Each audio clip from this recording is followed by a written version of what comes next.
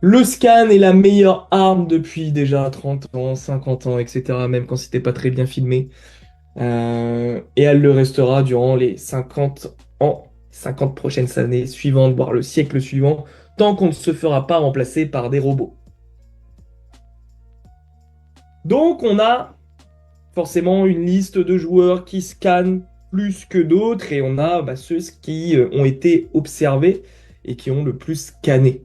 Et parmi les meilleurs joueurs qui scannent et que son record n'est toujours pas battu, c'est Xavi Hernandez. Donc comme vous pouvez le voir, c'est à peu près 8, voire un tout petit peu plus sur certaines situations.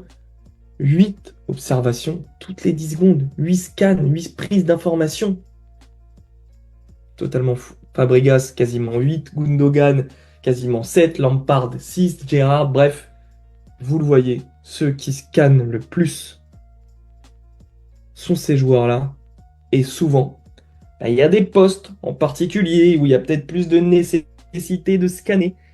C'est pour ça que je suis là aujourd'hui, milieu central, et les ailiers très proches des devs centraux, qui font partie des postes, du coup, notamment les milieux axiaux, def, offensifs. Surtout, en plus, si on rajoute des ailiers qui rentrent au cœur du jeu, bah oui, il y a une nécessité encore plus. Bah, ce sont ces postes-là qui doivent avoir un balayage du terrain beaucoup plus fréquent et beaucoup plus optimal pour justement certaines choses que l'on va voir après.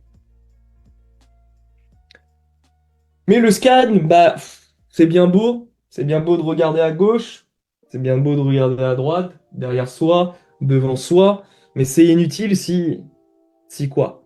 Encore une fois, je te laisse réfléchir. Le scan, il est inutile, pourquoi? Je comprends pas, Axel. Tu me dis que le scan, c'est la meilleure chose à faire, je le fais. Et là, maintenant, tu me dis que c'est inutile. Pour quelle raison je le dis? C'est inutile si